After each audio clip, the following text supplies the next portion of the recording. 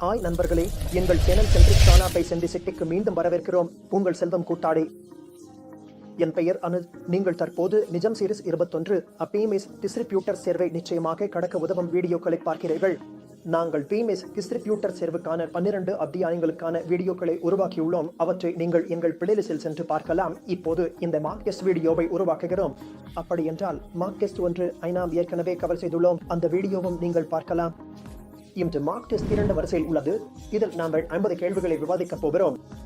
அப்படி என்றால் நான் தொடரும் முன் உங்களுக்கு சொல்ல விரும்புகிறேன், இவை தான் தேர்வில் மீண்டும் மீண்டும் வரும் கேள்விகள். ஆனால் இதை மட்டும் வந்துவிடும் என்று நிச்சயமாக நினைக்கக்கூடாது. அதனால் நாமெல்லாம் முழு பாடத்திட்டத்தையும் படிக்க வேண்டும். அதனால் இது கட்டாயம். நீங்கள் 12 அத்தியாயங்களின் முழு பாடத்திட்டத்தையும் படித்து செல்ல வேண்டும். நாங்கள் முழு பாடத்திட்டத்திற்கான வீடியோக்களையும் பதிவேற்றியுள்ளோம். 1 முதல் 12 அத்தியாயங்களுக்கான வீடியோக்களையும் நான் பதிவேற்றியுள்ளேன். அதனால் நீங்கள் பிளேலிஸ்டில் சென்று அவற்றை அணுகலாம். மேலும் அதன் லிங்கையும் விவரக்குறிப்பில் சேர்த்து விடுவோம். ஆனால் இது ஒரு நல்ல ஆலோசனை. மேலும் இது என் மனமு வந்த வேண்டுகோள். முதலில் நீங்கள் 12 அத்தியாயங்களுக்கான வீடியோக்களை பாருங்கள். அதற்கு பிறகு நீங்கள் மார்க் டெஸ்ட் நோக்கி செல்லும் போது மார்க் டெஸ்ட் 1 ஏற்கனவே பதிவேற்றப்பட்டுள்ளது.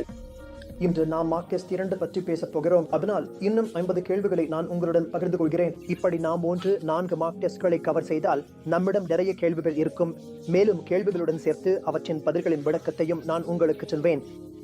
சரி, அப்படி என்றால் நாம் ஆரம்பிக்கலாம். நிஜம் சீரிஸ் 21 PMS டிஸ்ட்ரிபியூட்டர் தேர்வுக்கான மார்க் டெஸ்ட் 2 அப்படி என்றால் கேள்வி எண் 1 மூலம் ஆரம்பிப்போம். போர்ட்போலியோ மேலாண்மை செயல்முறையில் கீழ்காணும் எது ஒரு படியாகும்? நடப்பு நிதி மற்றும் பொருளாதார நிலைகளை ஆய்வு செய்யவும், ஒரு கொள்கை அறிக்கையை உருவாக்கவும், போர்ட்போலியோவை அமைக்கவும். மேலே கூறிய அனைத்தும் போர்ட்போலியோ மேலாண்மை செயல்முறை என்பது சில செயல்பாடுகளை உள்ளடக்கியது. உதாரணமாக, உங்கள் கொள்கை அறிக்கையை உருவாக்குவது, முதலீட்டாளரின் நடப்பு நிதி மற்றும் பொருளாதார நிலைகளை பார்ப்பது, அதற்கு பிறகு அந்த போர்ட்போலியோவை அமைப்பது ஆகியவை. அதனால் பதில் மேலே கூறிய அனைத்தும் தான். இதுவே போர்ட்போலியோ மேலாண்மை செயல்முறையின் அனைத்து படிகளும் ஆகும். அதனால் மேலே கூறிய அனைத்தும் என்பதே சரியான பதில். வினா எண் 2.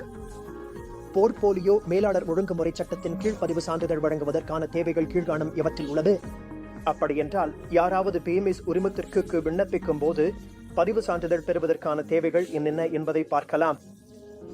விண்ணப்பதாரரிடம் போர்ட்போலியோ மேலாளர் செயல்பாடுகளை திறம்பட மேற்கொள்ள தேவையான கட்டமைப்பு, போதுமான அலுவலக இடம், உபகரணங்கள் மற்றும் மனித வளங்கள் இருக்க வேண்டும். விண்ணப்பதாரர் ஒரு கார்ப்பரேட் நிறுவனம் ஆகசு இருக்க வேண்டும் மற்றும் விண்ணப்பதாரர் ஒரு கம்ப்ளையன்ஸ் அதிகாரியை நியமித்திருக்க வேண்டும் மற்றும் மேலே கூறப்பட்ட அனைத்தும் பூர்த்தி செய்யப்பட வேண்டும். பாருங்க, நேரடியாக நாம படிச்சிருக்கும் புத்தகத்தில் செபியாருக்கும் போர்ட்போலியோ மேனேஜர் லைசன்ஸ் வழங்குவதற்கு முன்பாக அவர்களிடம் போதுமான உட்கட்டமைப்பு இருக்க வேண்டும், அலுவலக இடம் இருக்க வேண்டும், உபகரணங்கள் மற்றும் மனிதவளமும் இருக்க வேண்டும் என்பதை உறுதி செய்யும். 2வது, விண்ணப்பதாரர் ஒரு கார்ப்பரேட் நிறுவனம் ஆகசு இருக்க வேண்டும். ஏன் கார்ப்பரேட் நிறுவனம் என்றால் கார்ப்பரேட் நிறுவனம் தனி சட்ட அங்கீகாரம் கொண்டது. மேலும் ஒரு கம்ப்ளையன்ஸ் அதிகாரியும் விண்ணப்பதாரரிடம் இருக்க வேண்டும். அதற்காக ஒருவரை நியமித்திருக்க வேண்டும். இதுவே சில தேவைகள். செடி PMS உரிமம் வழங்குவதற்கு முன் பார்க்கும் விஷயங்கள். அதனால் பதில் மேலே உள்ள அனைத்தும் தான். 3வது கேள்வி, பின்வரும் நபர்கள் அல்லது நிறுவனங்களில் யாரில் முதலீடு செய்ய முடியும்? இதற்கு மிகவும் நேரடியான பதில் உள்ளது. முதலில் இதற்கான விருப்பங்களை பார்ப்போம். HUA தனிநபர்கள் RBI வழிகாட்டுதல் படி மேலே உள்ள அனைத்தும். அதனால் பதில் மேலே உள்ள அனைத்தும் தான். இந்த எல்லா நிறுவனங்களும் முதலீடு செய்ய முடியும். கேள்வி எண் 4. ஒரு பாண்டின் சாதாரண புட்டபிலிட்டி மற்றும் புட் ஆப்ஷன் அம்சம். சரி, இப்போது சரியான பதில் எது என்று பார்க்கலாம். விருப்பங்களை பார்ப்போம். குறிப்பிட்ட சூழ்நிலைகளில் பாண்டை மீண்டும் வெளியீட்டாளருக்கு விற்க உரிமையை ஹோல்டருக்கு வழங்குகிறது. 2வது, பாண்ட் ஹோல்டருக்கு பாண்டை வேறு ஒரு பாதுகாப்பாக மாற்றும் விருப்பத்தை வழங்குகிறது. பொதுவாக அந்த நிறுவனம் வெளியிடும் கம்பெனியின் சாதாரண பங்காக மாற்றும் வசதி, மாற்றக்கூடிய பாண்டுகளை வெளியிடும் நிறுவனத்தின் சாதாரண பங்காக மாற்றும் வசதி, வெளியிடும் நிறுவனம் பாண்டுகளை அவற்றின் காலாவதிக்கு முன்பே ஒரு நிர்ணயிக்கப்பட்ட விலையில் மீட்டெடுக்க அனுமதிக்கிறது. முதலீட்டாளர் பாண்டை மீட்டெடுக்க அனுமதிக்கப்படுகிறது. சரி, அதனால் பதில் என்னவென்றால் குறிப்பிட்ட சூழ்நிலைகளில் பாண்டு ஹோல்டருக்கு பாண்டை மீண்டும் வெளியீட்டாளரிடம் விற்கும் உரிமையை வழங்குகிறது. பாருங்க, ஒரு பாண்ட் புட் அல்லது புட்டபிலிட்டி ஆப்ஷனுடன் வருகிறது என்றால் அந்த பாண்ட் ஹோல்டருக்கு, அதாவது பாண்டில் பணம் முதலீடு செய்தவருக்கு இந்த உரிமை கிடைக்கும்.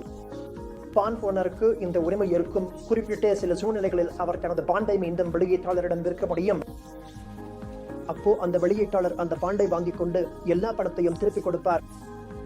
எந்த பாண்டில் இந்த புட் ஆப்ஷன் இருக்கிறதோ, அதாவது புட்டபிலிட்டி அம்சம் இருக்கிறதோ, அதுதான் புட் ஆப்ஷன் பாண்ட் அல்லது புட்டபிள் பாண்ட் என்று அழைக்கப்படுகிறது.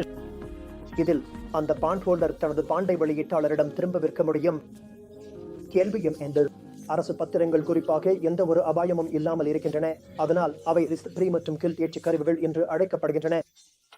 விருப்பங்களை பார்ப்போம். திரவத்தன்மை, வர்த்தகத்தன்மை, பேச்சுவார்த்தை செய்யக்கூடிய தன்மை அல்லது தவறுதல். அரசு பத்திரங்களில் பொதுவாக எந்த அபாயம் இருக்காது. அதற்கான பதில் தவறுதல் டிஃபால்ட் ஆகும். பாருங்கள், பொதுவாக அரசு தனது பத்திரங்கள், கடன் பொறுப்புகள் ஆகியவற்றில் தவறுதல் செய்யாது என்று கருதப்படுகிறது, புரிந்து கொள்ளப்படுகிறது. இவை சாவரின் உத்தரவாதத்துடன் வருகிறது. இதைத்தான் வெஸ்ட் பேரேக் என்று அழைக்கிறார்கள். அதனால் தான் பதில் டிஃபால்ட், ஏனெனில் அரசு பத்திரங்களில் குறிப்பாக டிஃபால்ட் அபாயம் இல்லை. அங்கே டிஃபால்ட் அபாயம் இல்லை, கடன் அபாயமும் இல்லை. அதனால் தான் இவற்றை வெஸ்ட் பேரேக் என்று அழைக்கப்படுகிறது. வினா எண் 6. டாஷ் விகிதம் ஒரு பங்கின் விலையை அது உருவாக்கும் வருமானத்துடன் ஒப்பிடுகிறது. பீடோட்டி விகிதம், விலை விற்பனை விகிதம், விலை பணப்புழக்கம் விகிதம், விலை வருமான விகிதம். அப்படி என்றால் நாம் பார்த்தது போல மிகவும் பொதுவான பங்கு மதிப்பீட்டு அளவுகோல் என்னவென்றால் அனலிஸ்ட்கள் பார்க்கும் ஒன்று விலை வருமான விகிதம் தான். சரி, விலை வருமான விகிதத்தில் நாம் என்ன செய்கிறோம் என்றால் பங்கின் விலையை ஈடோட் பிடோட் எஸால் இபிஎஸ் வதைக்கிறோம். இதன் அர்த்தம் என்னவென்றால் ஒரு பங்கின் விலை எவ்வாறு இருக்க வேண்டும், குறிப்பாக அந்த பங்கு எவ்வளவு வருமானம் உருவாக்குகிறது என்பதை கொண்டு பார்க்கும்போது. சரி, அதே போல் பிடோட் விகிதம் என்பது ₹1 வருமானம் பெற எவ்வளவு ரூபாய் முதலீடு செய்ய வேண்டும் என்பதையும் காட்டுகிறது. அந்த குறிப்பிட்ட பங்கில் நாம் அந்த அளவு முதலீடு செய்ய வேண்டி இருக்கும். பொதுவாக மதிப்பீடுகளின் அடிப்படையில் நாம் எந்த பங்கின் பிடோடி மதிப்பை பார்த்தாலும் அது குறைவாக மதிப்பிடப்பட்டதா அதிகமாக மதிப்பிடப்பட்டதா என்பதை அறிய முடியும். அதற்காகவே அனலிஸ்ட் என்பவர்கள் இதை கண்டுபிடிக்கிறார்கள். அதனால் பிடோட் விகிதமே சரியான பதில். கேள்வி எண் 7. இந்திய வருமான வரி சட்டம் 1961 இந்தியாவை அடிப்படையாக கொண்ட மேலாண்மை சேவைகளை தரும் வெளிநாட்டு நிதிகளுக்கு பாதுகாப்பான தங்குமிடம் வழங்கும் வகையில் இந்த பிரிவு சேர்க்கப்பட்டது. சரியில்லையா? அப்படி என்றால் நீங்கள் புத்தகம் படிக்கும் போது வருமான வரி சட்டம் 1961 இம்பிரிவு 9 நேரடியாக எழுதப்பட்டிருக்கிறது. அதாவது வருமான வரி சட்டத்தின் பிரிவு 9 அப்பற்றி. முதலில் விருப்பங்களை பார்ப்போம். பிரிவு 11C, பிரிவு 42, பிரிவு 9 மற்றும் பிரிவு 12D சரியா?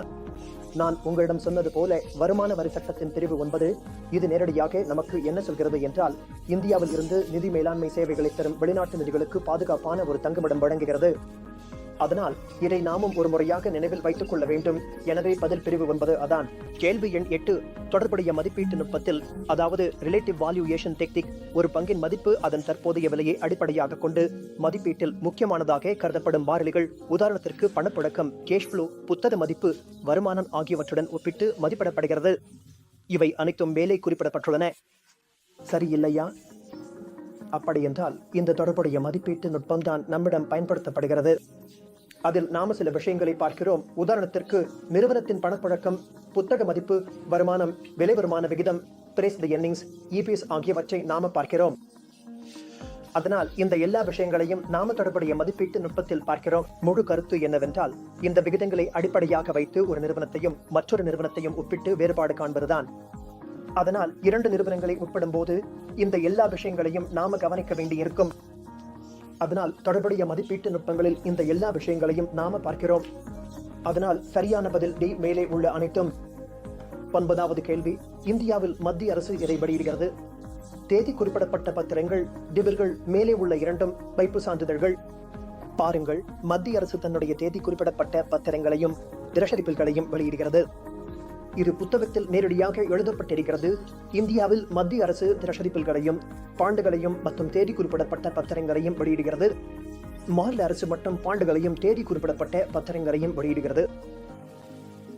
அதனால் மாநில அரசு டிபில்கள் வெளியிடுவதில்லை. டிபில்கள் மட்டும் மத்திய அரசு தான் வெளியிடுகிறது மற்றும் சான்றிதழ் ஆஃப் டெபாசிட் என்பதை உங்கள் வங்கிகள் தான் வெளியிடுகின்றன. கேள்வி எண் 10. கேஷ் என்பது ஒரு நிறுவனத்தில் உரிமையை பிரதிநிதித்துவப்படுத்துகிறது. இது அதை பிடித்திருப்பவர்களுக்கு லாபங்களில் பங்கேற்கவும் நிறுவன விவகாரங்களில் வாக்கு அளிக்கும் உரிமையும் வழங்குகிறது. அப்படி என்றால் ஈக்விட்டி ஷேர்கள், கமர்ஷியல் பேப்பர்கள், பாண்டுகள், மேலே கூறப்பட்ட அனைத்தும் இவற்றில் நீங்கள் வாங்கிய பங்குகளின் சதவீதத்தை பொறுத்தவரை நீங்கள் அந்த நிறுவனத்தின் உரிமையாளர் என்பதை குறிக்கும் பொருள் எது? நீங்கள் அந்த நிறுவனத்தின் பங்குதாரர். நிறுவனத்தின் லாபங்களில் பங்கேற்கவும் வாக்கு அளிக்கும் உரிமையும் உங்களுக்கு கிடைக்கும். அதனால் பதில் என்பது ஈக்விட்டி ஷேர்கள். நீங்கள் எந்த நிறுவனத்தின் ஈக்விட்டி பங்குகளை வைத்திருந்தாலும் உங்கள் பங்குகளின் சதவீதத்திற்கு ஏற்ப அந்த நிறுவனத்தில் நீங்கள் அந்த அளவு உரிமையாளர் ஆகிறீர்கள். அதேபோல் உங்களுக்கு வாக்கு உரிமையும் கிடைக்கும் மற்றும் நிறுவனத்தின் லாபங்களில் பங்கேற்கும் தகுதியும் உங்களுக்கு இருக்கும். கேள்வி எண் 11. கீழ்காணும் செலவுகளில் எது ஆப்பரேட்டிங் செலவுகளுக்குள் சேர்க்கப்படலாம்? கூரியர் கட்டணங்கள், ஆடிட் கட்டணம், போர்ட்போலியோ மேலாளர் சேவைக்கான கட்டணம், புரோக்கரேஜ் கட்டணங்கள். பாருங்கள், சார்ஜ் செய்யப்படும் ஆப்பரேட்டிங் செலவுகள் எவை எவை இருக்கலாம் என்று நான் உங்களுக்கு சொல்கிறேன். ஆப்பரேட்டிங் செலவுகளில் உங்கள் தினசரி செயல்பாடுகளுடன் தொடர்புடைய கட்டணங்கள் அடங்கும். அப்படி என்றால் தினசரி செயல்பாடுகள் எவை எவை இருக்கலாம்? உதாரணத்திற்கு, உங்கள் கூரியர் செலவு, ஸ்டாம்ப் டியூட்டி, டாக்குமெண்ட் பிராந்தின் கட்டணங்கள், நோட்டரி கட்டணங்கள், சர்வீஸ் டாக்ஸ், தபால், டெலிபோன் செலவுகள், கிரேடிங் மற்றும் திமாட் கணக்குகள் மற்றும் மற்ற எந்த ஒரு கிளையன் சார்பாக போர்ட்போலியோ மேனேஜர் ஏற்படுத்தும் பாக்கெட் செலவுகளும் இதில் அடங்கும். அதனால் இந்த எல்லா விஷயங்களும் தினசரி செயல்பாடுகளில் வரும் செலவுகளாகும். அவை அனைத்தும் உங்கள் ஆப்பரேட்டிங் செலவுகளின் ஒரு பகுதியாகிவிடும். அதனால்தான் கூரியர் சார்ஜஸ் என்பதே சரியான பதில். இந்த கூரியர் சார்ஜஸ் உங்கள் ஆப்பரேட்டிங் செலவுகளில் சேரும். கேள்வி எண் 12. ACBI போர்ட்போலியோ மேனேஜர் விதிகளின்படி இல் முதலீடு செய்ய எந்த ஆவணம் கட்டாயம் தேவை? ஆதார் கார்டு, பான் கார்டு, சேமிப்பு வங்கி பாஸ்புக் மற்றும் பாஸ்போர்ட். அதனால் பதில் மிகவும் மிகவும் எளிது. சரியான பதில் பான் கார்டு தான். ஏனெனில் KYC செயல்முறையில் பான் கார்டு சரிபார்ப்பு கட்டாயம் உள்ளது. முதலில் உங்கள் பான் கார்டு சரிபார்க்கப்படுகிறது. பிறகு உங்கள் KYC ஆவணங்கள் முழுமையாக சரிபார்க்கப்படுகின்றன. KYC விதிமுறைகள் முடிவடைகின்றன. அதற்கு பிறகுதான் நீங்கள் ஒரு முதலீடு செய்ய முடியும். அதனால் சரியான பதில் பான் கார்டு, விருப்பம் B. கேள்வி எண் 13. கீழ்காணும் எந்த அபாயங்கள் கிளையண்டுக்கு வழங்கப்படும் வெளிப்படுத்தல் ஆவணத்தில் குறிப்பிட வேண்டிய அபாய காரணிகளுடன் தொடர்புடையவை அல்ல? எந்த அபாய காரணி கிளையண்டுக்கு வெளிப்படுத்தப்படாது? முதலீட்டு அணுகுமுறையால் ஏற்படும் அபாயம், PMS குழுவின் வணிக அபாயம், PMS நிறுவனங்களின் அபாயம், மாறுபாடு இல்லாததால் ஏற்படும் அபாயம், சந்தை அபாயம்.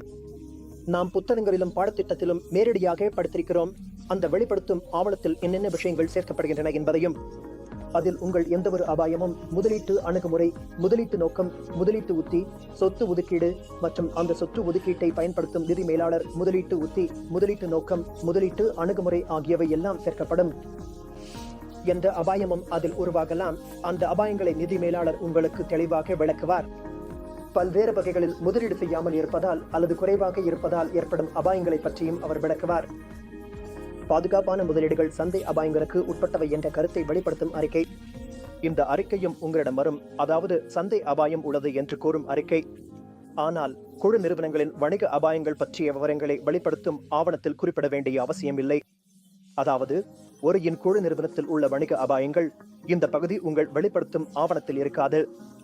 அதனால் பதில் B, அதாவது குழு நிறுவனங்களின் வணிக அபாயங்கள். இதை நாம் கவனத்தில் வைத்துக் கொள்ள வேண்டும், நினைவில் வைத்துக் கொள்ள வேண்டும். இந்த கேள்வி மிகவும் மீண்டும் மீண்டும் கேட்கப்படும் கேள்வி. அதனால் வெளிப்படுத்தும் ஆவணத்தில் என்னென்ன பகுதிகள் உள்ளன என்பதை நமக்கு நினைவில் வைத்திருக்க வேண்டும். கேள்வி எண் 14. திருக்கரண் ஒரு முதலீட்டாளர். அவரிடம் ஒரு நல்ல அளவு அதிகப்படியான தொகை சேமிப்பு வங்கி கணக்கில் உள்ளது. இந்த வாக்கியத்திலிருந்து நீங்கள் என்ன புரிந்து கொள்ள முடியும்? இது திருக்கரணின் வருமானமா? இது திருக்கரணின் எதிர்கால செலவுகளா? இது திருக்கரணின் சேமிப்பாக இருக்குமா? இது திருக்கரணின் முதலீட்டா? பாருங்கள், இங்கே ஒரே ஒரு வரி மட்டுமே கூறப்பட்டுள்ளது. அவர் ஒரு முதலீட்டாளர் என்றும் அவருடைய சேமிப்பு வங்கி கணக்கில் ஒரு நல்ல தொகை இருப்பதாகவும். அதாவது இது சேமிப்புதான். இப்போது சேமிப்பு என்றால் என்ன? நாம் எப்போது சேமிக்கிறோம்? நம்முடைய வருமானத்திலிருந்து செலவுகளை கழித்த பிறகு என்றும் தொகைதான் நம்முடைய சேமிப்பு ஆகிறது. அதனால் பதில் என்னவென்றால், இது திருக்கரண் நாயட்டின் சேமிப்பாக இருக்கலாம். இங்கே இதை வருமானம் என்று கருத முடியாது, ஏனெனில் அது அதிகமாக எஞ்சிய தொகையாக இருக்கிறது. சரி, வருமானம் கழித்த செலவுகள், அதுதான் உங்கள் சேமிப்பு ஆகிறது. இங்கே வருமானமும் இல்லை, எதிர்கால செலவுகள் பற்றியும் கேள்வியில் எதுவும் எழுதப்படவில்லை. இது திருக்கரணின் சேமிப்பாக இருக்கலாம். ஆம், இதுதான் சரியான பதில் மற்றும் இது திருக்கரணின் முதலீடு ஆகும். 4வது விருப்பமும் இங்கே பொருந்தாது, ஏனெனில் முதலீடு பற்றி அங்கே எந்த விவாதமும் செய்யப்படவில்லை. சரி, அதனால் சரியான பதில் இது திருக்கரணின் சேமிப்பு ஆக இருக்கலாம். கேள்வி எண் 15 மற்றும் மிகவும் எளிய கேள்வி. ஒரு தனிநபர் முதலீட்டாளரின் நிகர மதிப்பு எப்படி கணக்கிடப்படுகிறது? நிகர மதிப்பை நாம் எப்படி கணக்கிடுகிறோம் என்பதை விருப்பங்களை பார்த்து தெரிந்து கொள்வோம். நிதி சொத்துக்கள் கழித்த நிதி கடன்கள், தெளிவான சொத்துக்கள் கழித்த தெளிவான கடன்கள், அனைத்து சொத்துக்களும் கழித்த அனைத்து கடன்களும், அல்லது அனைத்து சொத்துக்களும் கழித்த நடப்பு கடன்கள், இவை விருப்பங்கள். அதனால் பாருங்கள், இதில் நாம் குழப்பம் அடைய வேண்டாம். டென்ஜிபிள், இன்டென்ஜிபிள் என்று கொடுத்திருக்கிறார்கள். அங்கே நிதி சொத்துக்கள் மற்றும் நிதி கடன்கள் என்று கொடுத்திருக்கிறது. இவை எல்லாம் உங்களுக்கு எந்தவிதமான குழப்பமும் உருவாக்க வேண்டாம். சரியான பதில் எல்லா சொத்துக்களும் கழித்த பூரண கடன்கள் தான். C என்பது சரியான பதில். எனவே நெட்வொர்க்கை கணக்கிடுவதற்கு உங்களிடம் உள்ள எல்லா சொத்துக்களும் எடுத்துக்கொள்ள வேண்டும்.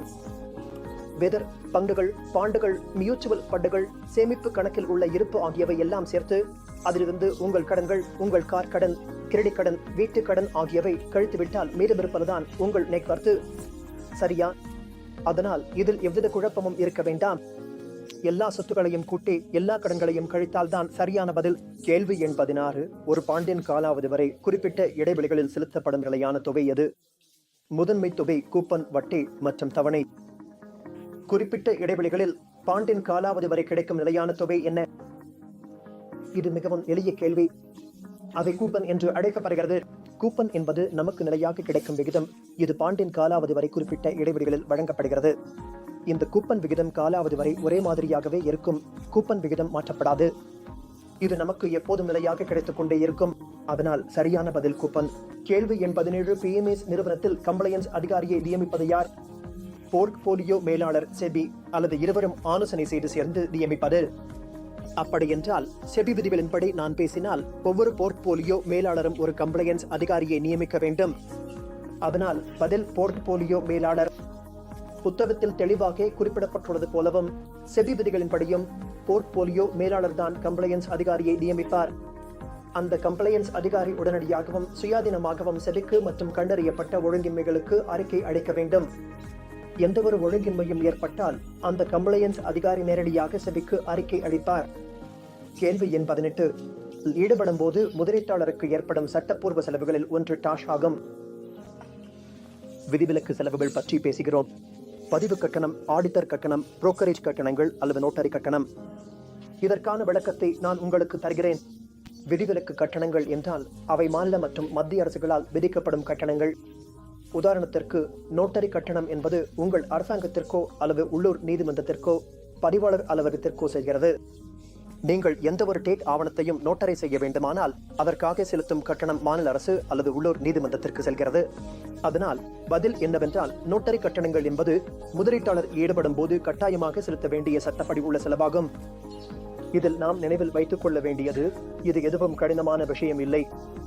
நீங்கள் நினைவில் வைத்துக் கொள்ள வேண்டியது, சட்டப்படி செலுத்த வேண்டிய கட்டணம் உங்கள் அரசாங்கத்திற்கே செல்கிறது என்பதே. கேள்வி எண் 19. ஒரு போர்ட்போலியோ மேலாளரை தேர்வு செய்யும் போது தங்களது பற்று ஆய்வை மேற்கொள்ளும் முதலீட்டாளர்கள் எச்சரிக்கையுடன் இருக்க வேண்டும் மற்றும் கீழ்காணும் எந்த ஒரு வலையிலும் சிக்கக்கூடாது. மிகவும் மிகவும் முக்கியமான கேள்வி. ஒரு போர்ட்போலியோ மேலாளர் தொடர்ந்து பெஞ்ச்மார்க்கை மிஞ்சிக் கொண்டிருக்கிறார் என்றால் அது முதலீட்டு உத்தியின் போதுமான குறிகாட்டி ஆகும்.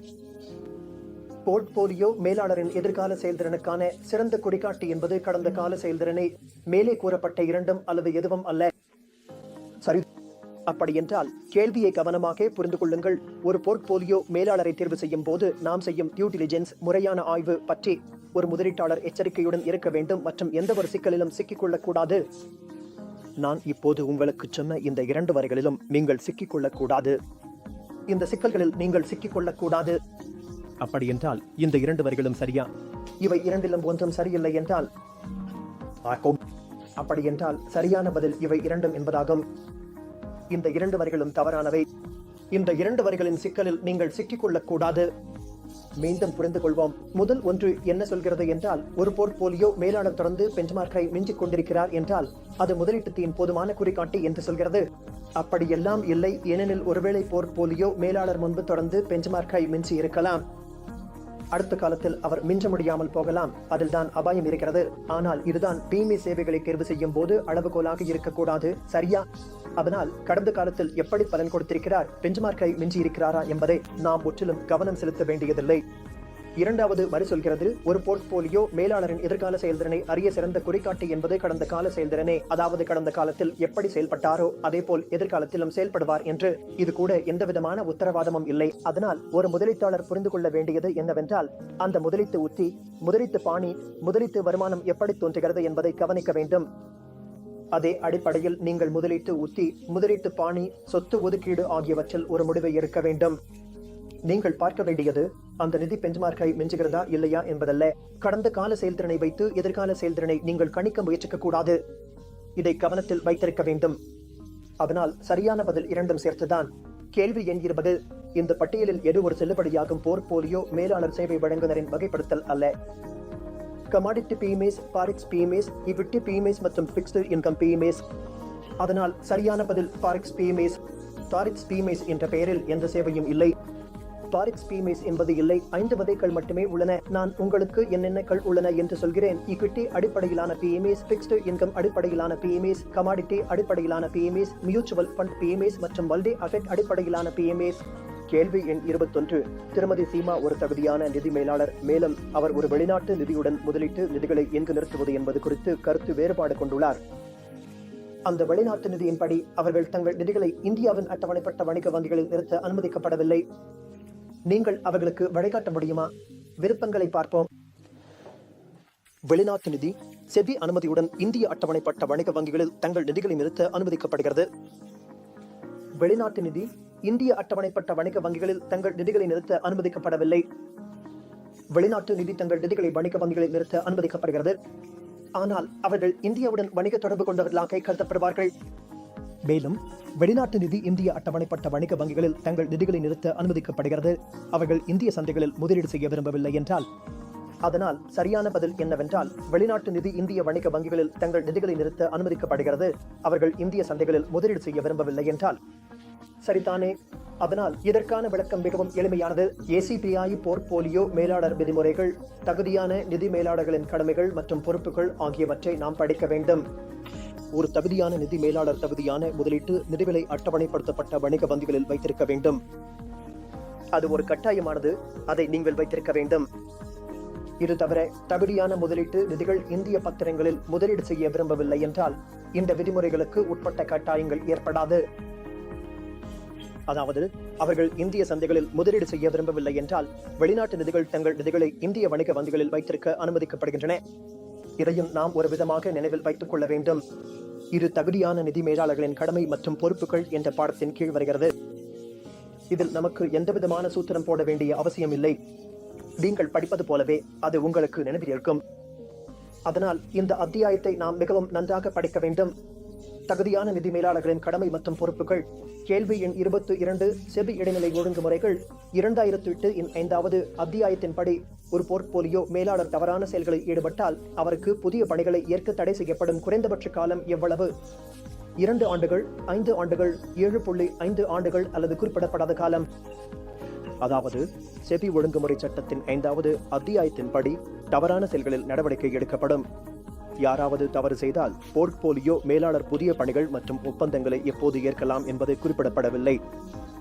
இடைநிறுத்தப்பட்ட காலம் செபி உத்தரவில் குறிப்பிடப்படும் அல்லவா? அதனால் இது குறிப்பிடப்படவில்லை. அதனால் செபி எப்போது அறிவிக்குமோ எவ்வளவு காலம் அந்த பரிசோதனை காலம் என்பதையும் செபி தான் குறிப்பிடும். ஆனால் அது குறிப்பிடப்படவில்லை. கேள்வி எண் 23. ஒரு போர்ட்போலியோவின் அபாயமும் வருமானமும் எதன் மீது சார்ந்திருக்கிறது? அது போர்ட்போலியோவில் உள்ள ஒவ்வொரு பங்குகளின் வருமானங்களின் இணைமாற்றுத்தன்மை கவேரியன்ஸ் மீது சார்ந்திருக்கிறது. பி அது ஒவ்வொரு கூறு பங்கிலும் செய்யப்பட்ட முதலீட்டின் விகிதத்தில் சார்ந்திருக்கிறது. வெறும் ஏ வெறும் பி இரண்டும் ஏ மற்றும் பி இரண்டும் அல்லாதது. அப்படின்னா கேள்வி என்ன சொல்றது பாருங்க. போர்ட்போலியோவின் அபாயமும் வருமானமும் எந்த விஷயத்தில் சார்ந்திருக்கிறது என்று கேட்கிறது. இது போர்ட்போலியோவில் உள்ள ஒவ்வொரு ஜோடி பத்திரங்களின் வருமானத்தின் இணை மாறுபாட்டை பொறுத்தது. சரி, அது அதன் கோவேரியன்ஸில் சார்ந்திருக்கிறது. கோவேரியன்ஸ் என்றால் என்ன? அது ஒரு புள்ளி விவர அளவீடு ஒரு முதலீடு மற்றொன்றுடன் எப்படி நகர்கிறது என்பதை காட்டுகிறது. சரி, நாம் இந்த கோரிலேஷன் பற்றி பேசும்போது அது என்னவென்றால் 2 பங்குகளுக்கு இடையிலான தொடர்பு என்ன? நல்ல தொடர்பு என்றால் அவை இரண்டும் ஒரே மாதிரியாக நகர்கின்றன, அதாவது இரண்டும் ஒரே திசையில் நகர்கின்றன. எதிர்மறை தொடர்பு என்றால் அவை எதிர்மறையாக தொடர்புடையவை, அதாவது ஒன்று கீழே போகும்போது மற்றொன்று மேலே போகும். பி அறிக்கை என்ன சொல்கிறது என்றால் ஒவ்வொரு பங்கிலும் முதலீடு செய்யும் விகிதாசாரம் மீது அது சார்ந்துள்ளது. அதாவது எந்த பங்கில் முதலீடு செய்யும் விகிதம் என்ன என்பதுதான் பொருள். அப்படி என்றால் ரிஸ்க் மற்றும் ரிட்டர்ன் போர்ட்போலியோவை பார்க்கும்போது இரண்டையும் பார்க்க வேண்டும். அதாவது A மற்றும் B இரண்டையும் பார்க்க வேண்டும். இரு அறிக்கைகளையும் கவனமாக பார்க்க வேண்டும். எனவே சரியான பதில் இரண்டும் A மற்றும் B ஆகும். கேள்வி எண் 24. போர்ட்போலியோ மேலாளரால் தவறுதல் ஏற்பட்டால் செபி வகையான நடவடிக்கைகளை எடுக்க முடியும். மீண்டும் ஒரு தவறுதலுக்கான கேள்வி நம்மிடம் வந்துவிட்டது. முதலில் அது போர்ட்போலியோ மேலாளரை புதிய திட்டத்தை தொடங்குவதிலிருந்து தடை செய்யலாம், அதாவது புதிய திட்டம் தொடங்க அனுமதிக்காது. இரண்டாவது, அது போர்ட்போலியோ மேலாளருக்கு எச்சரிக்கை விடுக்கலாம், எச்சரிக்கை வழங்க முடியும். அது போர்ட்போலியோ மேலாளரின் பதிவு சான்றிதழை இடைநிறுத்தலாம் என்ற கூற்று சரியானது என்பதை இங்கே காட்ட வேண்டும். இங்கே நாம் தெரிவிக்க வேண்டியது, அதாவது இரண்டும் அமர்த்தும் பி, இரண்டும் பி மற்றும் சி, இரண்டும் அமர்த்தும் சி, அல்லது டி, பி மற்றும் சி. ஆகவே சரியான பதில் எல்லாம் பி மற்றும் சி. செபி இந்த 3 விஷயங்களிலும் செய்ய முடியும். அது புது திட்டம் ஒன்றை தொடங்குவதிலிருந்து நிதி மேலாளரை தடை செய்ய முடியும். புதிய திட்டம் தொடங்க அனுமதிக்காமல் இருக்க முடியும். செபி போர்ட்போலியோ மேலாளருக்கு எச்சரிக்கையும் வழங்க முடியும். மேலும் போர்ட்போலியோ மேலாளரின் பதிவு சான்றிதழையும் இடைநிறுத்த முடியும். கேள்வி எண் 25. ஒரு கிளையண்ட் இழந்த நஷ்டம் அது அவரிடம் உள்ள சொத்துக்களின் மதிப்பை விட அதிகமாக உள்ளது. அப்படிப்பட்ட நிலையில் அந்த கிளையண்ட் எப்படி பாதுகாக்கப்படுகிறார்? அதாவது ஒரு கிளையண்ட் நஷ்டம் அடைந்துள்ளார், அது அவரிடம் உள்ள சொத்து மதிப்பை விட அதிகமாக உள்ளது. இப்போது இந்த நிலையில் கிளையண்ட் எப்படி பாதுகாக்கப்படுகிறார் என்பதை பார்க்கலாம். அதற்கான விருப்பங்களை பார்ப்போம். ஒரு நான் டிஸ்கிரிஷனரி போர்ட்போலியோ மேனேஜரில் கிளையண்ட் முழுமையாக பாதுகாக்கப்படுவார். பி. ஒப்பந்தத்தில் ஒரு வரையறுக்கப்பட்ட பொறுப்பு விதி இருந்தால் அப்பொழுது கிளையண்ட் டிஸ்கிரிஷனரி போர்ட்போலியோ மேனேஜரில் பாதுகாக்கப்படுவார். சி. விருப்பம் என்பது மேலே உள்ள இரண்டும் உண்மை மற்றும் பி என்பது மேலே உள்ள எதுவும் உண்மை இல்லை. அதனால் சரியான பதில் என்னவென்றால், ஒப்பந்தத்தில் ஒரு வரையறுக்கப்பட்ட பொறுப்பு விதி இருந்தால் டிஸ்கிரிஷனரி போர்ட்போலியோ மேனேஜர் விஷயத்தில் கிளையண்ட் பாதுகாக்கப்படுவார். சரி, நேரடியாக ஒப்பந்தத்தில் எழுதப்பட்டிருக்கும் விஷயம் என்னவென்றால், போர்ட்போலியோ மேனேஜரும் கிளையண்டும் இடையே உள்ள ஒப்பந்தத்தில் பல விதிகள் சேர்க்கப்படுகின்றன. ஒரு ஒப்பந்தம் கிளையண்டும் போர்ட்போலியோ மேனேஜரும் இடையே உருவாகும் போது அதில் சில விதிகள் எழுதப்படுகின்றன. மேலும் விருப்பப்படி செயல்படும் போர்ட்போலியோ மேலாளர்களில் வாடிக்கையாளரின் பொறுப்பு போர்ட்போலியோ மேலாளருடனான அவரது முதலீட்டிலிருந்து வெளியேறக்கூடாது என்ற நிபந்தனை உள்ளது. அதாவது டிஸ்கிரிஷனரி போர்ட்போலியோவில் இந்த விதி இருக்கும். கிளையண்டின் பொறுப்பு அவர் போர்ட்போலியோ மேனேஜரிடம் முதலீடு செய்த தொகையை விட அதிகமாக இருக்காது. சரியா? அதனால் பதில் பிதான். ஒப்பந்தத்தில் வரம்பிட்ட பொறுப்பு விதி இருந்தால் டிஸ்கிரிஷனரி போர்ட்போலியோ மேனேஜரின் விஷயத்தில் கிளையண்ட் பாதுகாக்கப்படுவார். 26. போர்ட்போலியோ மேனேஜர் எப்போது ஒரு கஸ்டோடியனை நியமிப்பார். அது வெளிநாட்டு போர்ட்போலியோ முதலீட்டாளர்களுக்கு நிதி மேலாண்மை சேவைகளை வழங்கும் போது, அது விவரிக்கப்பட்ட முதலீட்டிற்கு ஆலோசனை சேவைகளை வழங்கும் போது மற்றும் அது வெளிநாட்டு போர்ட்போலியோ முதலீட்டாளர்களுக்கு ஆலோசனை சேவைகளை வழங்கும் போது. அதனால் சரியான பதில் என்னவென்றால், அது வெளிநாட்டு போர்ட்போலியோ முதலீட்டாளர்களுக்கு நிதி மேலாண்மை சேவைகளை வழங்கும் போது. அதனால் ஒரு போர்ட்போலியோ மேலாளருக்கு வெறும் ஆலோசனை சேவையை வழங்க வேண்டியிருந்தால் அவருக்கு ஒரு கஸ்டோடியனை நியமிக்க தேவையில்லை. சரி, அதாவது அது உள்நாட்டு மற்றும் வெளிநாட்டு வாடிக்கையாளர்களுக்கு நிதி மேலாண்மை சேவைகளை வழங்கும் போது அவனுக்கு ஒரு கஸ்டோடியனை நியமிக்க வேண்டும். அதனால்தான் பதில் என்னவென்றால், அது நிதி மேலாண்மை சேவைகளை வழங்கும் போது, அதாவது ஆலோசனை வழங்கும் இடங்களில் கஸ்டோடியனை நியமிக்க வேண்டிய அவசியமில்லை. வினா எண் 27. சொத்து ஒதுக்கீடு முடிவு விளக்குகிறது. பரவலாக பன்முகப்படுத்தப்பட்ட போர்ட்போலியோக்களின் மாறுபாட்டில் ஒரு முக்கியமான சதவீதத்தை ஒற்றை விதி வருமானங்களில் பெரிய சதவீத மாற்றம். மேலே கூறப்பட்ட இரண்டும் மேலே கூறப்படாததும். அதனால் சரியான பதில் மேலே கூறப்பட்ட இரண்டும். ஆசைட் ஒதுக்கீடு முடிவுகள் நமக்கு விரிவாக பன்முகப்படுத்தப்பட்ட போர்ட்போலியோக்களின் மாறுபாடுகளில் குறிப்பிடத்தக்க சதவீதத்தையும் ஒற்றை நிதி வருமானங்களில் பெரிய சதவீத மாற்றத்தையும் விளக்குகிறது. அதனால் விளக்கமும் உங்கள் முன் உள்ளது. இப்போட்சன், ரோஜர் மற்றும் பால் டி கேல்பன் ஆகியோரின் கண்டுபிடிப்புகளின்படி போர்ட்போலியோ முதலீட்டுக் கொள்கை என்பது உங்கள் வருமான மாறுபாட்டில் ஒரு முக்கிய பங்களிப்பாளராக இருக்கிறது. சரியா?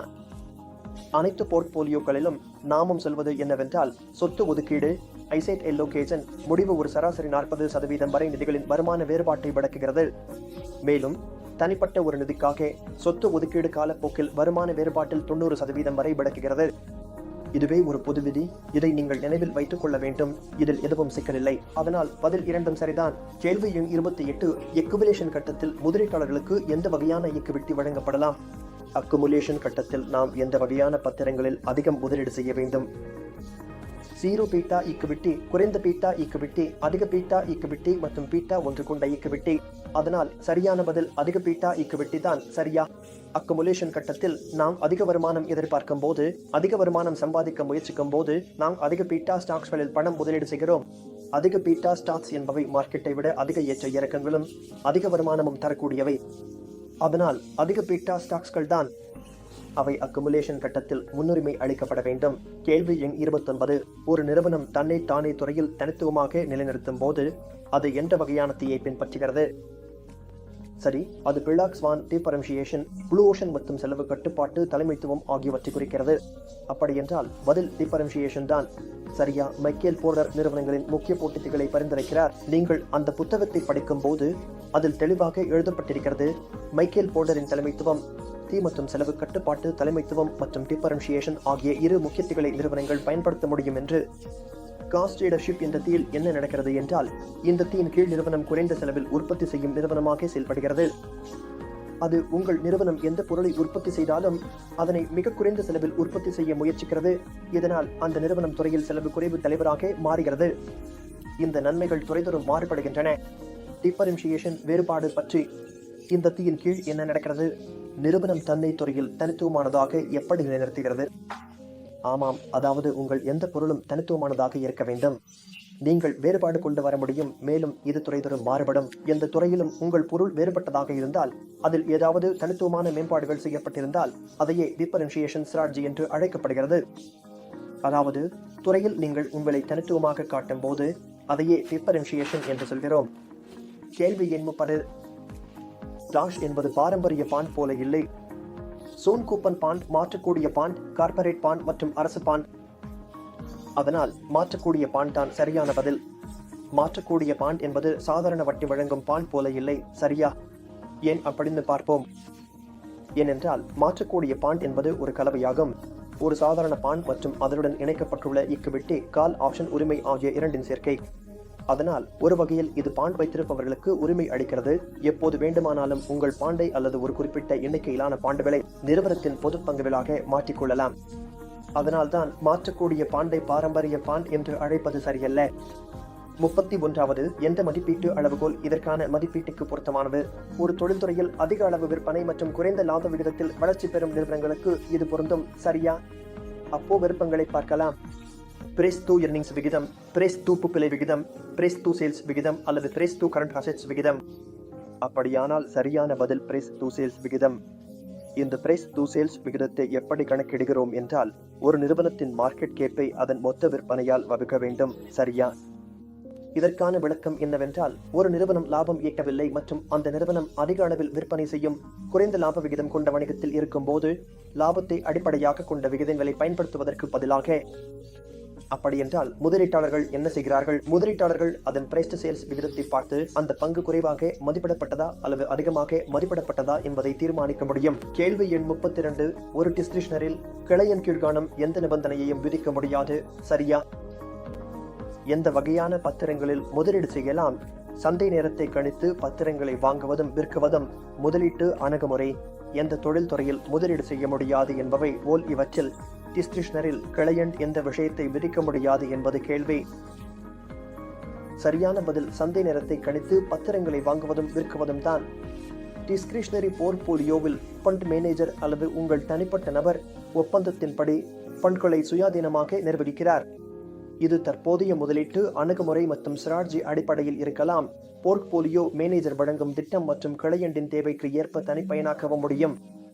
இதுவே மிகவும் எளிமையான விளக்கம்தான். இதில் குறிப்பிடப்பட்டிருப்பது, ஆனால் கிளையண்ட் சந்தை நேரம் எப்போது வாங்க வேண்டும், எப்போது விற்க வேண்டும் என்பதை குறிப்பிட முடியாது. கிளையண்ட் தேவைகள் என்பது முதலீட்டு அணுகுமுறை, தொழில்துறை மற்றும் எதில் முதலீடு செய்யக்கூடாது என்பவற்றை போல இருக்கும். இந்த எல்லா விஷயங்களும் கிளையண்டின் விருப்பப்படி டிஸ்கிரிஷனரியில் சேர்க்கப்படலாம். எங்கே முதலீடு செய்ய வேண்டும் என்ற அணுகுமுறையும், எந்த துறையில் எந்த தொழில்துறையில் முதலீடு செய்ய வேண்டும் என்பதையும் கிளையண்ட் குறிப்பிடலாம். அவற்றை நாங்கள் சேர்க்க முடியும். ஆனால் கிளையண்ட் ஒரு விஷயத்தை நினைவில் வைத்துக் கொள்ள வேண்டும். அதாவது மார்க்கெட்டில் எப்போது வாங்க வேண்டும், எப்போது விற்க வேண்டும் என்ற நேரத்தை அவர் குறிப்பிட முடியாது. அந்த முடிவு ஃபண்ட் மேனேஜரிடம் தான் இருக்கும். நான் இப்போது டிஸ்கிரிஷனரி போர்ட்போலியோ மேனேஜ்மெண்ட் சர்வீஸ் பற்றி பேசுகிறேன். கேள்வி எண் 33. சரியான கூற்றுகளை அடையாளம் காணுங்கள். பெர்ஃபார்மன்ஸ் அட்ரிபியூஷன் அனாலிசிஸ் என்பது போர்ட்போலியோ மேனேஜர் வசூலிக்கக்கூடிய பெர்ஃபார்மன்ஸ் பீஸ் தொகையை தீர்மானிக்க சரியான வழி ஆகும். பெர்ஃபார்மன்ஸ் அட்ரிபியூஷன் அனாலிசிஸ் என்பது ஒரு போர்ட்போலியோ பெஞ்ச்மார்க்கை மீறி செயல்பட்டதா அல்லது செயல்படவில்லையா என்பதை ரிசல்ட் மெட்ரிக்ஸ்களின் அடிப்படையில் அடையாளம் காண்கிறது. மேலே கூறிய இரண்டும் சரி, இரண்டும் இல்லை என்ற விருப்பங்களும் உள்ளது. சரியான பதில் என்னவென்றால், போர்ட்போலியோ அட்ரிபியூஷன் அனாலிசிஸ் என்பது ஒரு போர்ட்போலியோ பெஞ்ச்மார்க்கை மீறி செயல்பட்டதா அல்லது செயல்படவில்லையா என்பதை ரிசல்ட் மெட்ரிக்ஸ்களின் அடிப்படையில் அடையாளம் காண்கிறது. எனவே பதில் பி ஆகும். அதாவது பெர்ஃபார்மன்ஸ் அட்ரிபியூஷன் அனாலிசிஸ் எவ்வாறு நமக்கு ஒரு போர்ட்போலியோ பெஞ்ச்மார்க்கை மீறி செயல்பட்டதா அல்லது செயல்படவில்லையா என்பதை சில ரிசல்ட் மெட்ரிக்ஸ்களில் பார்க்கும்போது தெரிவிக்கிறது என்பதை விளக்குகிறது. கேள்வி எண் 34. ஒரு முதலீட்டாளர் ஃபண்ட் மேனேஜரிடம் 50 லட்சம் ரூபாய் வைப்பு செய்தார். இதில் இருந்து வெறும் 35 லட்சம் ரூபாய் மட்டுமே முதலீடு செய்யப்பட்டு 3,40,000 ரூபாய் வருமானம் கிடைத்தது. முதலீட்டாளர் உண்மையில் எவ்வளவு வருமானம் பெற்றார்? முதலீட்டாளர் 50 லட்சம் ரூபாய் முதலீடு செய்ததால் கணக்கிடும் 50 ரூபாய் லட்சத்திலேயே செய்யப்படும். அப்படியென்றால் 3,40,000 ரூபாய் 50 ரூபாய் லட்சால் வகுத்து 100 மைனஸ் இனால் பெருக்கினால் அது 6.8% ஆகிறது. எனவே எனக்கு இதில் 6.8% லாபம் கிடைத்துள்ளது. சரியா? அதனால் இங்கே குழப்பம் ஆகஸ்ட் வேண்டாம். ரூடோட் 3,40,000 மைனஸ் 35 ரூபாய் லட்சத்தில் கணக்கிட வேண்டியதில்லை. சரி, எனவே மொத்தம் எவ்வளவு டெபாசிட் செய்தோமோ அந்த 50 ரூபாய் லட்சில் தான் நாம் ரிட்டர்னை கணக்கிட வேண்டும் மற்றும் 6.8% என்பதே சரியான பதில். கேள்வி எண் 35. நாணய அபாயம் கரன்சி ரிஸ்க் தொடர்பாக தவறான கூற்றை அடையாளம் காணவும். நாணய அபாயம் வெளிநாட்டு முதலீட்டில் கிடைக்கும் உண்மையான வருமானத்தை அதிகரிக்கக்கூடும். நாணய அபாயம் வெளிநாட்டு முதலீட்டில் கிடைக்கும் உண்மையான வருமானத்தை குறைக்கக்கூடும். நாணய அபாயம் வெளிநாட்டு முதலீட்டில் உருவாகும் வருமானத்தால் பாதுகாக்கப்படுகிறது. நாணய அபாயம் பரிமாற்ற விகிதங்களில் எதிர்பார்க்க முடியாத மாற்றங்களால் ஏற்படுகிறது. தவறான கூற்றை குறிப்பிட வேண்டும் என்றால் தவறான கூற்று நாணய அபாயம் வெளிநாட்டு முதலீட்டில் உருவாகும் வருமானத்தால் பாதுகாக்கப்படுகிறது என்பதாகும். இதுதான் தவறான கூற்று. நாணய அபாயம் வெளிநாட்டு முதலீட்டில் உருவாகும் வருமானத்தை பாதுகாக்காது. இது முற்றிலும் தவறான கூற்றாகும். வெளிநாட்டு முதலீட்டில் கிடைக்கும் வருமானம் ஒருபோதும் நாணய அபாயத்தால் பாதுகாக்க முடியாது. கேள்வி எண் 36. ரீபேலன்சிங் செலவில் பாகமாக கருதப்படாதது எது? ஸ்டாம்ப் டியூட்டி, கரே செலவு, எஸ்டிடி, செக்யூரிட்டிஸ், டிரான்சாக்ஷன் டாக்ஸ் மற்றும் பீமிஸ் கட்டணம் செலுத்த வேண்டியது. பதில்: பீமிஸ் கட்டணம் செலுத்த வேண்டியது. பீமிஸ் கட்டணம் செலுத்த வேண்டியது ரீபேலன்சிங் செலவில் பாகமாக கருதப்படாது. பாருங்கள், ரீபேலன்சிங்கில் 2 வகையான செலவுகள் உள்ளன. ஒன்று டிரான்சாக்ஷன் செலவு மற்றும் மற்றொன்று வரி செலவு. சரி, டிரான்சாக்ஷன் செலவு என்றால் என்ன? நேரமும் பணமும் செலவாகும். உதாரணத்துக்கு ரிசர்ச், புரோக்கரேஜ் செலவுகள், வாங்கும் மற்றும் விற்கும் செக்யூரிட்டிஸ்களுக்கு. மற்றும் வரி என்பது உங்கள் செலவாகும், அதாவது எஸ்டிடி அல்லது ஸ்டாம்ப் டியூட்டி போன்றவை. எனவே நேரடியாக பீமிஸ் கட்டணம் வராது. ரீபேலன்சிங் செலவின் ஒரு பகுதியாக கேள்வி எண் 37. இதில் எது ஒரு பீமிஸ் கிளையன் மூலம் சம்பாதிக்கப்படாது? வட்டி வருமானம், வணிகத்தை விற்பனையிலிருந்து கிடைக்கும் மூலதன லாபம், டிவிடெண்ட் வருமானம் மற்றும் செக்யூரிட்டிஸ்களை விற்பனையிலிருந்து கிடைக்கும் மூலதன லாபம். அப்படியெனில் சரியான பதில் வணிகத்தை விற்பனை செய்வதிலிருந்து கிடைக்கும் மூலதன லாபம்தான். சரி, பிஎம்எஸ் கிளையன் எப்படி வருமானம் சம்பாதிக்க முடியும் என்றால் மியூச்சுவல் ஃபண்ட்களின் விற்பனை மற்றும் பங்குகளிலிருந்து டிவிடெண்ட் வருமானம், வட்டி மற்றும் நிலையான வருமானத்திலிருந்து வருமானம், குறுகிய கால அல்லது நீண்ட கால மூலதன லாபம், செக்யூரிட்டிஸ்களை விற்பனை செய்வதிலிருந்து மற்றும் வணிக வருமானம், வாங்கி விற்பனை செய்யும் செக்யூரிட்டிஸ்களில் லாபங்கள் வணிக வருமானமாக வகைப்படுத்தப்பட்டால் அதனால் சரியான பதில் வணிகத்தை விற்பனை செய்வதிலிருந்து கிடைக்கும் மூலதன லாபங்கள் தான். கேள்வி எண் 38. ஒரு முதலீட்டாளர் வருமானம் குறைவாகவும் வரம்புகளுடன் இருப்பவராக இருக்கிறார். இவருக்கு கீழ்காணும் இலக்குகளில் எது குறைந்த முன்னுரிமை அளிக்கப்பட வேண்டும்? தன் சொந்த வீடு வாங்குவது, சுகாதார காப்பீடு வாங்குவது, பல பயன்பாடுகளுக்கான வாகனம் வாங்குவது, குழந்தையின் உயர்கல்விக்காக ஏற்பாடு செய்வது. எனவே இப்போது வருமான வழிகள் குறைவாக இருப்பதால் எந்த இலக்கு குறைந்த முன்னுரிமையாக இருக்க வேண்டும்? அவர் எந்த இலக்கை குறைந்த முன்னுரிமையில் வைக்க வேண்டும்? சரியான பதில் ஒரு பல்லோக்கு வாகனம் வாங்குவதுதான். அப்படியானால் இலக்குகள் என்ன? மற்ற இலக்குகள் மிகவும் முக்கியமானவை. உதாரணத்திற்கு சொந்த வீடு வாங்குவது, மருத்துவ காப்பீடு தேவைப்படுவது அல்லது குழந்தைகளின் கல்வி, உயர்கல்வி போன்றவை. அதனால் இந்த மற்ற விஷயங்களை பார்க்கும்போது வாகனம் வாங்குவதை நாம் கொஞ்சம் குறைந்த முன்னுரிமையில் வைக்க வேண்டியிருக்கும். அதனால் சரியான பதில் என்பது ஒரு மல்டி யூட்டிலிட்டி வாகனம் வாங்குவதே சரியான தீர்வாகும். அதனால் கேள்வியில் தெளிவாக இதையே கேட்டிருக்கிறார்கள். அதனால் நாமும் இதையே பதிலாக தேர்வு செய்வோம். கேள்வி எண் 39. செபி போர்ட்போலியோ மேனேஜர் விதிமுறைகளின் அட்டவணை 3 கிளாஸ் 12B எதனை பற்றியது? இது ஸ்பெகுலேட்டிவ் மற்றும் ரிஸ்க் கிரேடிங்கை பற்றியது, இன்சைடர் கிரேடிங்கை பற்றியது, வெளிநாட்டு நிறுவனங்களின் இன்ஸ்டிடியூஷனல் கிரேடிங்கை பற்றியது மற்றும் இது சொத்து வர்த்தகத்தை பற்றியது. சரியான பதில் இது சொத்து வர்த்தகத்தை ப்ராப்பர்ட்டி ட்ரேடிங் பற்றியது.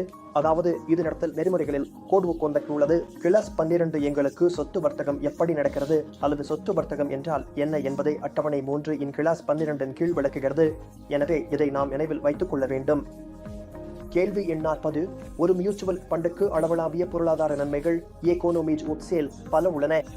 தேவையான அனைத்து தகவல்களையும் வழங்குதல், பேச்சுவார்த்தை நடத்துதல், தரவுகளுடன் சிறந்த விதிமுறைகள், முதலீட்டு ஆராய்ச்சிக்கான செலவு, தொழில்முறை மேலாளர்களை ஈடுபடுத்துதல் போன்ற மியூச்சுவல் ஃபண்டுகளுக்கு அளவிலான பொருளாதாரங்கள் இல்லாத நன்மை எது? அப்படி என்றால் இதில் எது அளவளாவிய பொருளாதார நன்மைகளுக்குள் வராதது? சரியான பதில் தேவையான அனைத்து தகவல்களையும் வழங்குதல் தான். சரி, மியூச்சுவல் ஃபண்ட் என்றால் என்ன? பெரிய முதலீட்டாளர்களிடமிருந்து பல முதலீட்டாளர்களிடமிருந்து பணத்தை ஒன்றாக சேர்ப்பதுதான். அதாவது நிறைய முதலீட்டாளர்கள் சேர்ந்து பணியாற்றுகிறார்கள். நிறைய முதலீட்டாளர்கள் சேர்ந்து உங்கள் ஃபண்ட் மேனேஜருக்கான கட்டணத்தை செலுத்துகிறார்கள். அங்கே உட்கட்டமைப்பு கட்டணமும் செலவாகிறது, முதலீட்டு ஆராய்ச்சி கட்டணமும் செலவாகிறது. அந்த தொழில்முறை மேலாளர் அதாவது ஃபண்ட் மேனேஜர் அவருடைய கட்டணத்தை எல்லோரும் பகிர்ந்து செலுத்துகிறார்கள் மற்றும் ஃபண்ட் மேனேஜர் ஒரு வகையில் புரோக்கருடன் பேச்சுவார்த்தை நடத்தவும் முடியும். அதனால் அங்கேயும் பேச்சுவார்த்தை நடக்க வாய்ப்பு உள்ளது. ஆனால் தேவையான அனைத்து தகவல்களையும் வழங்குவது என்பது எகானமிஸ் ஆஃப் சேல் என்ற நன்மையில் சேராது. அதனால் சரியான பதில் என்பது தேவையான அனைத்து தகவல்களையும் வழங்குவதுதான். கேள்வி எண் 41. ஒரு நிறுவனத்தின் மார்க்கெட் பீட்டா 1.25 மற்றும் ரிசர்வ் பே விகிதம் 6%. கிளைம் படி கணிக்கப்பட்ட ஈக்விட்டி வருமானம் எவ்வளவு? நாட்டின் சந்தை ஆபத்து பிரீமியம் 9 சரி என்றால் இங்கே எளிய சூத்திரத்தை பயன்படுத்துவதில் குழப்பமடைய வேண்டாம். இங்கே நாம் கைம் சூத்திரத்தை பயன்படுத்த வேண்டும். கைம் படி தேவையான வருமான விகிதம் என்பது ரிஸ்க் ஃப்ரீ விகிதம் சேர்த்து பீட்டாவை மார்க்கெட் ரிஸ்க் பிரீமியம் அதாவது RF உடன் பெருக்க வேண்டும். இங்கு RF என்பது மார்க்கெட்டின் வருமானம் குறைந்த ரிஸ்க் ஃப்ரீ விகிதம் என்று பொருள். எளிமையாக இங்கே தேவையான வருமான விகிதம் 6 என்று கொடுக்கப்பட்டுள்ளது. அதில் பீட்டாவை சேர்த்து அதை பெருக்க வேண்டும்.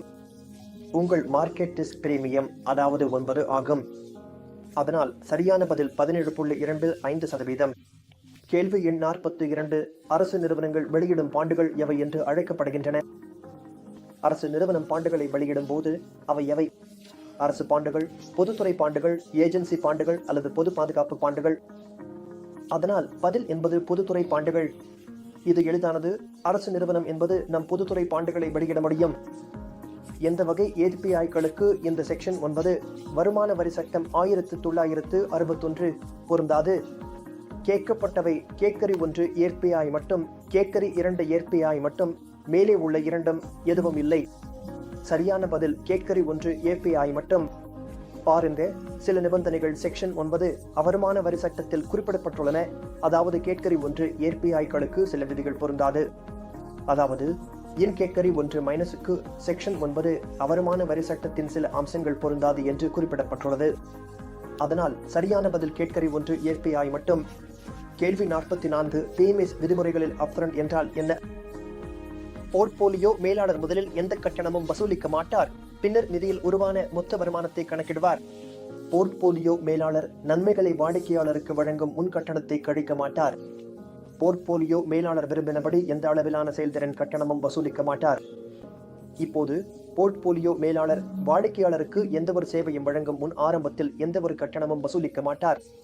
சரியான பதில் போர்ட்போலியோ மேலாளர் வாடிக்கையாளருக்கு எந்த ஒரு சேவையும் வழங்கும் முன் ஆரம்பத்தில் எந்த ஒரு கட்டணமும் வசூலிக்க மாட்டார். இதற்கான விளக்கம் PMS ஒழுங்குமுறை சட்டத்தின் 22 ஒழுங்குமுறையின் மூலம் பாரு. அங்கே தெளிவாக எழுதப்பட்டுள்ளது எந்த ஒரு முன்னணி கட்டணத்தையும் ஒரு ஃபண்ட் மேலாளர் வசூலிக்க முடியாது என்று. இதை நேரடியாகவோ அல்லது மறைமுகமாகவோ வாடிக்கையாளருக்கு செய்யலாம். கேள்வி எண் 45. ஒப்பிடக்கூடிய பெஞ்ச்மார்க் குறியீட்டை தேர்வு செய்யும் போது மிக முக்கியமான பண்பு எது? அப்படி என்றால் நாம் ஒப்பிடக்கூடிய பெஞ்ச்மார்க் அமைக்கும் போது எந்த ஒரு பண்பு மிகவும் பொருத்தமானதாக இருக்கும்? செக்யூரிட்டிஸ் எண்ணிக்கை, முதலீட்டு அணுகுமுறை, குறியீட்டில் உள்ள ப்ளூசிட்ஸ் மற்றும் செயல்திறன் அளவிடக்கூடிய தன்மை ஆகியவற்றில் சரியான பதில் முதலீட்டு அணுகுமுறை ஆகும். உங்களுடைய முதலீட்டு அணுகுமுறை என்ன? சரி, எனவே உங்கள் ஒப்பிடக்கூடிய குறியீடு அதாவது மார்க்கெட் பெஞ்ச்மார்க் எது என்பதை நீங்கள் எவ்வாறு தேர்வு செய்கிறீர்கள் என்பது உங்கள் முதலீட்டு அணுகுமுறையை பொறுத்தது. கேள்வி எண் 46. KNPD கணக்கு முறைகள் உலகளாவிய நிலையான வருமான சந்தைகளில் எவை? சரி, அதாவது ஐச்சல் டிவைட் பை 365, ஐச்சல் டிவைட் பை 360 மற்றும் மேலே கூறப்பட்ட அனைத்தும். அதனால் சரியான பதில் மேலே கூறப்பட்ட அனைத்தும். கேள்வி எண் 47. செபி ஒருக்கு பதிவு சான்றிதழ் வழங்குவதற்கு முன் விண்ணப்பதாரர் பின்வரும் நிபந்தனைகளை பூர்த்தி செய்திருக்க வேண்டும் என்பதை உறுதி செய்ய வேண்டும். ஒரு கம்ப்ளையன்ஸ் அதிகாரியை நியமித்திருக்க வேண்டும். பி. பிரதான அதிகாரி குறைந்தது 5 பேர் ஒரு மத்திய அல்லது மாநில அரசால் அங்கீகரிக்கப்பட்ட பல்கலைக்கழகத்தில் பட்டம் பெற்றிருக்க வேண்டும் மற்றும் குறைந்தது 2 வருடங்கள் பங்குச்சந்தை அனுபவம் பெற்றிருக்க வேண்டும். சரியா? அப்படியானால் விருப்பங்கள் அக்வோய் மற்றும் பி மற்றும் சி சரியானவை மற்றும் மற்றும் பி சரியானவை மற்றும் பி மற்றும் சி சரியானவை மற்றும் மற்றும் சி சரியானவை. அப்படியானால் சரியான பதில் மட்டும் மற்றும் பி தான். சரியா? அதாவது கம்ப்ளையன்ஸ் அதிகாரி மற்றும் பிரதான அதிகாரி. அப்படியானால் பார்க்கலாம் பதிவு சான்றிதழ் வழங்குவதற்கு முன் ஒழுங்குபடுத்தும் அமைப்பு என்ன சொல்கிறது என்று. சரியா? ஒழுங்குபடுத்தும் அமைப்பு சொல்வது என்னவென்றால் குறைந்தது ஒருவராவது பல்கலைக்கழகம் அல்லது அங்கீகரிக்கப்பட்ட நிறுவனத்தில் பட்டம் பெற்றிருக்க வேண்டும்.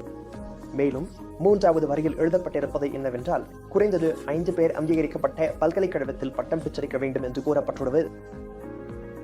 அதனால்தான் மூன்றாவது கூற்று தவறாகி விடுகிறது மற்றும் பதில் என்பது ஏ மற்றும் பி மட்டுமே, அதாவது இரண்டாவது விருப்பம். வினா எண் 48.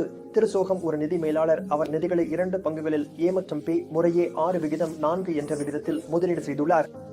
பி பீட்டா ஆஃப் ஸ்டாக் 1.2 மற்றும் beta of stock B 0.6. Portfolio பீட்டாவை கணக்கிடுங்கள். பீட்டாவை இங்கே கணக்கிடுவது மிகவும் எளிது. பங்குகளின் விகிதத்தை நாம் முதலில் கண்டுபிடிக்க வேண்டும். அது 6:4 என்றால் ஸ்டாக் ஏக்கு 60%, அதாவது 0.6 மற்றும் ஸ்டாக் பிக்கு 40%, அதாவது 0.4. ஸ்டாக் ஏயின் பீட்டா 1.2 மற்றும் ஸ்டாக் பியின் பீட்டா 0.6. மிகவும் எளிது. 0.1%. ஸ்டாக் ஏக்கு இருக்கும் விகிதத்தை ஸ்டாக் ஏயின் பீட்டாவுடன் பெருக்க வேண்டும். அதில் ஸ்டாக் பிக்கு இருக்கும் விகிதத்தை ஸ்டாக் பியின் பீட்டாவுடன் பெருக்கி சேர்க்க வேண்டும். அதாவது 0.6 பெருக்கி 1.2, அதில் 0.4 பெருக்கி 0.6 சேர்க்க வேண்டும். அதனால் பதில் 0.96%, அதாவது பி தான் சரியான பதில். கேள்வி எண் 49. ஒரு பிஎம்எஸ் போர்ட்போலியோ மேனேஜ்மெண்ட் சர்வீஸ்க்கு கிளையன் கணக்கில் மார்க்கெட் டிரான்சாக்ஷனை செயல்படுத்துவது சரியா? அப்படியென்றால் விருப்பங்களை பார்ப்போம். ஆம், அது கிளையண்டின் சொந்த நிலைகளுக்காக மார்ஜின் வழங்க வேண்டிய போது. ஆம், அது பட்டியலிடப்படாத பங்குகளுக்காக டீல் செய்யும் போது. ஆம், அது கிளையண்டின் சொந்த வர்த்தகங்களை செட்டில் செய்யும் போது. மேலே கூறப்பட்ட அனைத்தும். அப்படியென்றால் சரியான பதில் மேலே கூறப்பட்ட அனைத்தும் தான். ஒரு பிஎம்எஸ் கிளையன் கணக்கில் மார்க்கெட்டுக்கு வெளியே டிரான்சாக்ஷன் செய்ய முடியும். விளக்கத்தை பார்ப்போம். இன் போர்ட்போலியோ மேனேஜருக்கான செய்ய வேண்டியதும் செய்யக்கூடாததும் விதிகளின்படி. போர்ட்போலியோ மேனேஜருக்கான செய்ய வேண்டியதும் செய்யக்கூடாததும் விதிகளில் தெளிவாக குறிப்பிடப்பட்டுள்ளது. ஒரு போர்ட்போலியோ மேனேஜர் கிளையன் கணக்கில் மார்க்கெட்டுக்கு வெளியே டிரான்சாக்ஷன் செய்யக்கூடாது, தவிர சில விதிவிலக்குகளை தவிர. எனவே சில நிபந்தனைகள் கொடுக்கப்பட்டுள்ளன. இந்த நிபந்தனைகள் பூர்த்தி செய்யப்பட்டால் அவர் மட்டுமே உங்கள் சந்தைக்கு வெளியே பரிவர்த்தனையை செயல்படுத்த முடியும். அந்த நிபந்தனைகள் என்னென்ன? கிளையன் சொந்தமாக செய்த திரட்களை செட்டில் செய்யும் பொருட்டு. பி. கிளையன் வைத்திருக்கும் நிலைகளுக்காக மார்ஜின் மற்றும் கொலேட்டரல் வழங்குவதற்காக, பட்டியலிடப்படாத பங்குகளில் வர்த்தகம் செய்வதற்காக விதிமுறைகளுக்கு ஏற்ப மற்றும் ஒவ்வொரு டிரான்சாக்ஷனுக்கும் கிளையண்டின் குறிப்பிட்ட ஒப்புதலுடன், மற்றும் ஆப்ஷன் என்பது எஸ்பி அவ்வப்போது குறிப்பிடும் வேறு எந்த காரணத்திற்காகவும். எனவே பதில் டி. கேள்வி எண் 80. ஒரு ஃபியூச்சர்ஸ் ஒப்பந்தத்தின் டாஷ் என்பது ஒப்பந்தத்தில் நுழையும் நாளில் தீர்மானிக்கப்படாது. அதாவது பராமரிப்பு மார்ஜின், தள்ளுபடி விகிதம், பரிமாறப்பட வேண்டிய சொத்தின் தரம், பரிமாறப்பட வேண்டிய சொத்துக்களின் அளவு. அப்படியென்றால் எந்த ஃபியூச்சர்ஸ் ஒப்பந்த விஷயம் ஒப்பந்தத்தில் நுழையும் நாளில் தீர்மானிக்கப்படாது என்று கேட்டால் சரியான பதில் தள்ளுபடி விகிதம், டிஸ்கவுண்ட் ரேட் தான். ஆகவே பதில் தள்ளுபடி விகிதம். அப்படியென்றால் நண்பர்களே, இந்த வீடியோவில் இதுவரைதான். இந்த வீடியோ உங்களுக்கு பிடித்திருக்கும் என்று நம்புகிறேன். நாம் 80 கேள்விகளை கவர் செய்தோம். இந்த கேள்விகள் எங்கள் தேர்வுகளில் மீண்டும் மீண்டும் வந்து கொண்டே இருக்கின்றன. அதனால் தேவையான இடங்களில் விளக்கத்தையும் நான் உங்களுக்கு வழங்கியுள்ளேன். ஆனால் மீண்டும் நான் இதையே சொல்வேன், நீங்கள் பிஎம்எஸ் தேர்வுக்கு செல்லும் போது அதன் முழு பாடத்திட்டத்தையும் நன்றாக படித்து செல்ல வேண்டும். அதற்காக நான் 12 அத்தியாயங்களுக்கான வீடியோவும் உருவாக்கியுள்ளேன். எனவே இது என் பணிவான வேண்டுகோள். நீங்கள் இந்த மார்க் டெஸ்டை மட்டும் பார்க்காமல் நம்முடைய பிஎம்எஸ் பாடத்திட்ட வீடியோக்களையும் மறக்காமல் பார்க்க வேண்டும். அதனால் இந்த வீடியோவை பார்த்ததற்கு மிகவும் நன்றி நண்பர்களே. உங்களுக்கு அந்த வீடியோ பிடித்திருந்தால் தயவு செய்து எங்கள் சேனலை சப்ஸ்கிரைப் செய்யவும், வீடியோவை லைக் மற்றும் ஷேர் செய்யவும். மேலும் எங்களுடன் இணைந்ததற்கு மிகவும் நன்றி.